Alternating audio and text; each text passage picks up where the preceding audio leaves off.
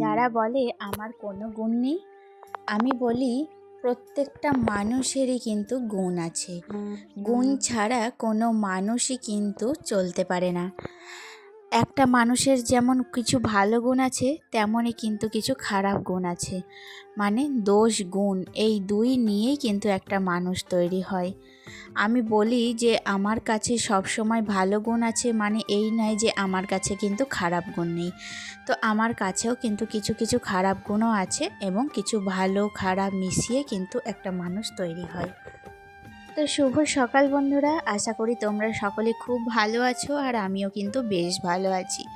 আমি সুমি, আজ আরও একটি নতুন দিন, নতুন সকাল এবং নতুন আরও একটি ব্লগ নিয়ে তোমাদের সামনে আমি হাজির হয়েছি। আশা করছি প্রতিদিনের মতোই তোমরা আমাকে সাপোর্ট করবে এবং আমার ব্লগটা তোমাদের খুব ভালো লাগবে। বিয়ের প্রথম আমি যখন রান্না করতাম শ্বশুরবাড়িতে, তো আমার কিন্তু বিভিন্ন রকম অভিজ্ঞতা হয়েছে বিয়ের পর শ্বশুরবাড়ি এসে। তো আমার বাবার বাড়ির মানে বাবার বাড়ির দিকে আর কি যেরকম স্টাইলের রান্নাবান্না হতো, তো সেই রকমই আমি মানে যেরকমটা জানি আর কি সেরকমটাই কিন্তু রান্নাবান্না করতাম। তো আমার শ্বশুরবাড়ির এদিকে কিন্তু আবার কেমন মানে আলাদা ধরনের রান্না, ওরা কিন্তু একটু রিচ একটু মশলাপাতি দিয়ে রান্নাটা পছন্দ করে, আর আমাদের ওদিকে কিন্তু অতটাও রিচ মশলাপাতি দিয়ে রান্নাটা কেউ খায় না। এবার আমি ধরো যেমন রান্না করি তেমনই কিন্তু রান্না করেছি, তো তাতে তো আমার শ্বশুরবাড়ির লোক কারোরই কিন্তু তেমন একটা পছন্দ হয় না। আর শ্বশুরবাড়িতে এসে প্রত্যেকটা মেয়েই কিন্তু একটা আশা নিয়ে থাকে যে যেটা করবে শ্বশুরবাড়ির লোকের কাছে একটু নাম পাবে, একটু সুখ্যাতি পাবে, এটা কিন্তু তারা খুব আশা করে। তো সেক্ষেত্রে আমার তো মানে সেরকমটা হয়নি। তো রান্নাবান্না যখনই করলাম তাদের তো মানে কিছুই পছন্দ হলো না। তো মনের মধ্যে কোথাও না একটা দুঃখ রয়ে গেল যে না, আমি পারলাম না বা আমি হয়তো পারছি না তাদের মনের মতো হয়ে উঠতে, এরকমটা মনের মধ্যে কোথাও যেন একটা হচ্ছিল। তো যাই হোক, মানে শাশুড়ি মা তো রান্নাবান্না সবটাই করতো, কারণ শাশুড়ি মা তো আবার খুব একটা মানে বিশেষ পছন্দ করতো না খাওয়া দাওয়া মানে হিজিবিজি তরকারি, তো নিজেই কিন্তু রান্নাবান্না করে তারপর নিজেই কিন্তু রান্নাটা করতো। তো আমার ছেলে যতদিন না 5 বছর হয়েছে ততদিন কিন্তু মানে সকাল থেকে উঠে বাসি কাজ থেকে আরম্ভ করে সংসারের যাবতীয় যা রান্না বান্নার জোগাড় থাকে আর কি, একটা ধরো সকালে রান্না করতে গেলে তো বিভিন্ন রকম হেসেলে জোগাড় থাকে, তো সেই সমস্ত জোগাড় কিন্তু আমি শাশুড়ি মাকে করে দিতাম হাতের কাছে, তো তিনিই কিন্তু রান্নাটা করতো। আর এই রিসেন্টলি 1 বছর ধরে এখন কিন্তু আমি রান্নাটা করছি আমার শ্বশুরবাড়িতে। তো এখনও কিন্তু আমার সেম প্রবলেম আছে, আমার কিন্তু রান্না বান্না নিয়ে প্রবলেমটা এখনও কিন্তু পুরোপুরি মেটেনি। কারণ জানি না, আমি আমার মতো করে চেষ্টা করি রান্নাটা ভালো করার। এবার সবারই তো রান্না ধরো সমান হয় না, সবাই সবারই মতো রান্না করে, কেউ ভালো কেউ খারাপ। তো আমার ওইটাই একটা খারাপ গুণ। যাই হোক, আমি রান্নাটা কিন্তু ওদের মনের মতো করে উঠতে পারি না, কিন্তু ভগবানের হাতে ছেড়ে দিয়েছি, যা আছে কপালে তাই হবে, কি আর বলবো। এই নিয়ে কিন্তু আমাকে প্রচুর কথা শুনতে হয়, তো ওগুলো কিন্তু গায়ে মাখি না আমি। কখনো একটু দুঃখ হয়, কখনো মন খারাপ হয়, আবার কখনো ধরো ওগুলোকে ধরে বসে না থেকে আবার কিন্তু নিজের মতো করে দিন যাপন করতে থাকি। এই হচ্ছে ব্যাপার আর কি। তো বন্ধুরা দেখো, আমি আজকে সকাল থেকে কিন্তু টুকিটাকি বেশ কাজ সামলালাম। তার মধ্যে আমার সব থেকে এই যে হয়েছিল না, আমার বাবুর বই খাতার আলমারিটা প্রচণ্ড নোংরা, তো সেটাকেই কিন্তু একটু গুছিয়ে নিলাম। আসলে কি বলো তো, যে এটা যদি গুছিয়ে না নিই আবার তো ধরো পড়াশোনা বাড়ছে, বইপাতিগুলো নিচ্ছে আবার কিন্তু রেখে দিচ্ছে, তো জায়গাটা বেশ অগোছালো লাগছিলো, তাই আরও পরিষ্কার করে দিলাম। আর এদিকে বেশ কয়েক প্যাকেট বিস্কুট নিয়ে এসেছিলো, তো বিস্কিটগুলো কিন্তু আমি কোটোর মধ্যে ভরে রাখলাম। এদিকে কমপ্লেনটা বাবু শেষ হয়ে গিয়েছিলো, সেটাও কিন্তু রিফিল করে নিলাম, আর তারপরে রান্না বসালাম। রান্নার জোগাড়টা হয়েই যাচ্ছে। আসলে যেদিন থেকে ফ্রিজটা নিয়েছি সেদিন থেকে কিন্তু আমার খুব সুবিধা হয়েছে। ফ্রিজের মধ্যে একদিন মশলা করে আমি কিন্তু 3-4 দিন চালিয়ে নিচ্ছি।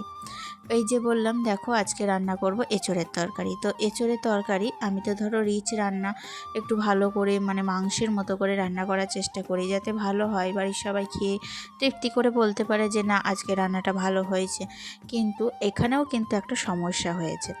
তো আমি যদি ধরো তেল মশলা দিয়ে রান্না বান্না করি, তো মানে তেলটা আমাদের 2 কেজি তেল নিয়ে আসে দোকানে, তো সেটা কিন্তু মোটামুটি আমাদের 15 দিন যায়। তো যাই হোক, এবার ধরো তেল যখন শেষ হয়ে যাচ্ছে, তো তখন কিন্তু বলতেও কেমন লাগছে শ্বশুরমশাইকে বা হাজব্যান্ডকে, যখনই বলছি যে তেল শেষ হয়ে তেল আনতে হবে গো, তখনই বলছে যে তেল শেষ হয়ে গেল।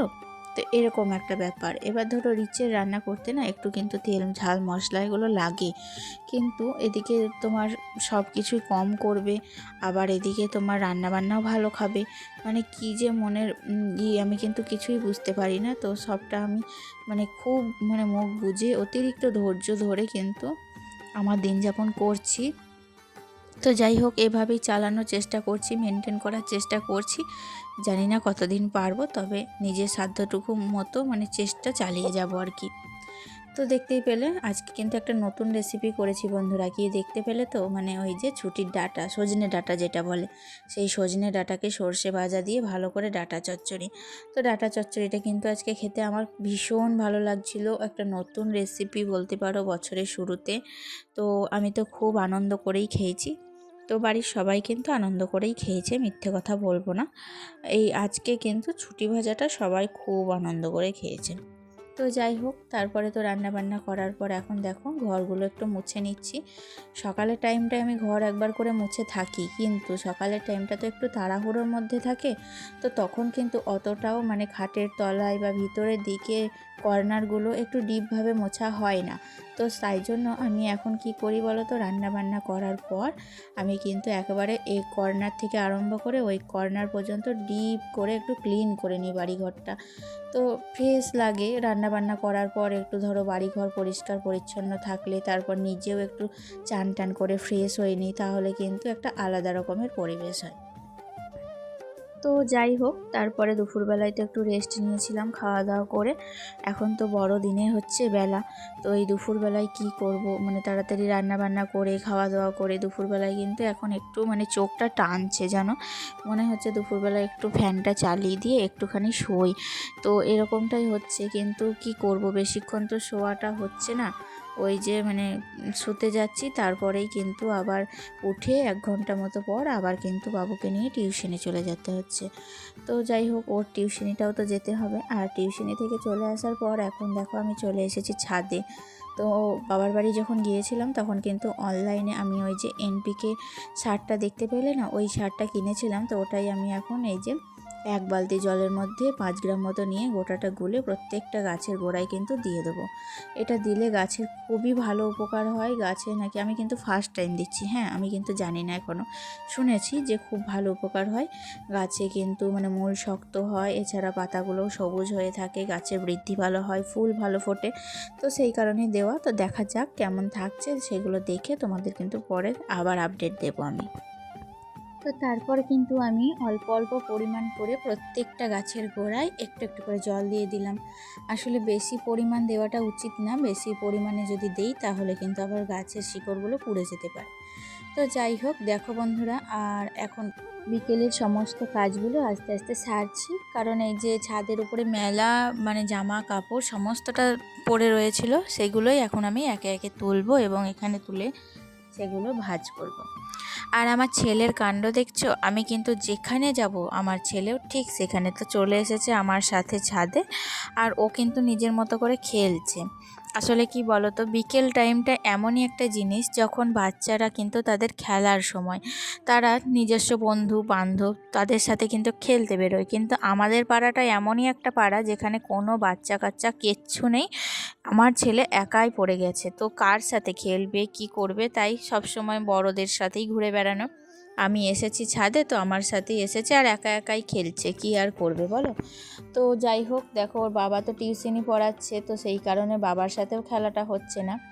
আর আমি যে বিচনগুলো ফেলেছিলাম না, সেগুলো দেখো এখনই কিন্তু বেরোতে শুরু করে দিয়েছে।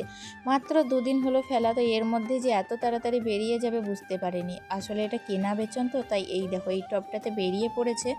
আর এই টবটাতে তো আমি গতবারকার বিচন সংগ্রহ করা, তো এই টবটা কিন্তু এখনও বেরোয়নি, দেখা যাক কবে বেরোয়। তো আর এদিকে আমার পেয়ারা গাছের নিচে কিন্তু আরও একটা ছোট্ট পাড়া পেয়ারা গাছ হয়তো বিচন পড়ে বেরিয়েছে। আর পেয়ারা গাছের কি সুন্দর কচি কচি পাতা বেরিয়েছে, 2-1টা কিন্তু মুকুলও চলে এসেছে।